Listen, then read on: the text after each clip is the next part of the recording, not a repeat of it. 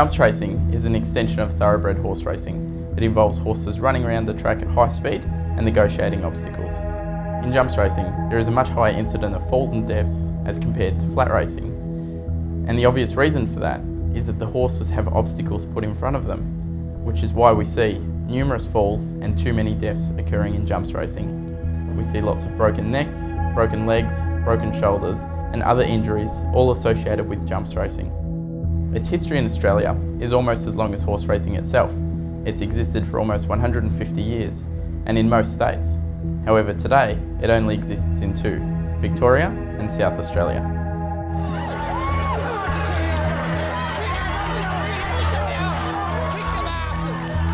Racing Victoria is the governing body that oversees all forms of horse racing in Victoria, including jumps racing. One of their key objectives is to, quote, value our people, our community, and the welfare of the horse. In recent years, Racing Victoria has received much criticism as the welfare of the horse was clearly not being addressed due to the falls and fatalities present in jumps racing.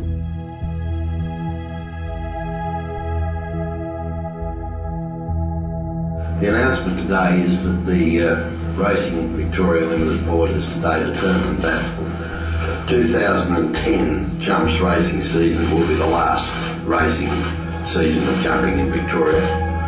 But the safety of riders and horses in all forms of racing is of paramount importance, and we will continue to do whatever is practicable to make jumps racing less hazardous during its final year in 2010.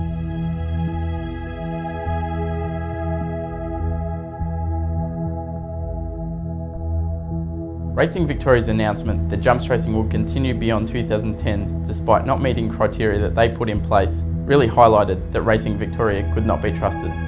They lied to the public, they lied to us, they lied to everyone, and they needed to be held accountable.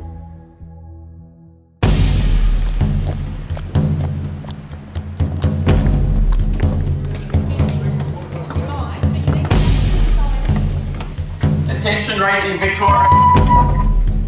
This is the Coalition for the Protection of Racehorses. We are here to discuss the recent decision to allow jumps racing to continue.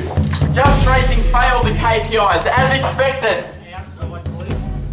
Jumps racing failed the KPIs and you've allowed this sport to continue. 2 deaths this year and 15 falls, do you think that's acceptable? Mr. Hines, what about the KPIs? I'm asking you politely. Well, we asked you politely to ban jumps racing for a number of years and you gave us your word. And you broke that promise. What about the KPIs? Sure, you think 2 horse deaths is acceptable, but what about the 15 falls? You gave everyone your word, Mr. Hines. You lied to the public. You guys are here representing an industry that has no regard for the horses. The horses have no choice, and they rely on you people to look after them, and you do nothing for them. And that is why we are here, and that is why we'll continue to be here for as long as we need to.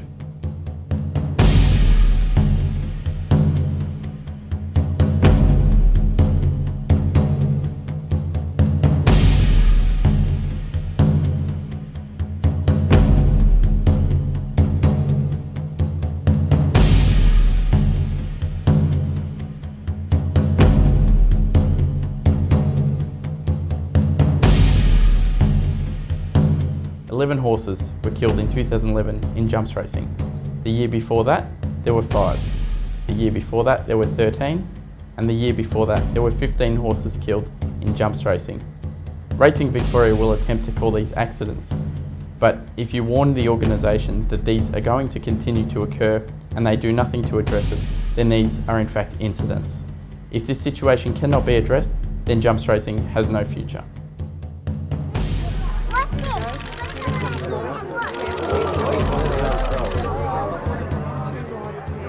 What's the fence?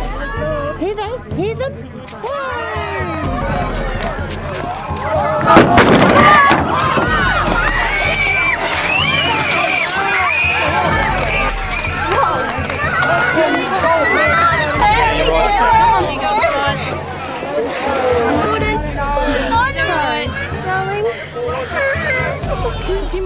You must ask yourself why Racing Victoria allows jumps racing to continue, when in fact most states have abandoned it.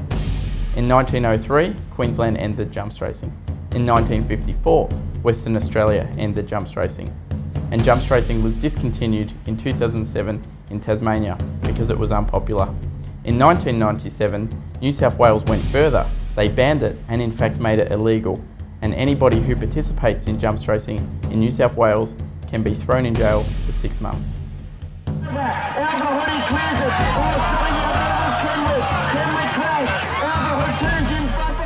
People have grown tired of witnessing the public executions of animals for entertainment.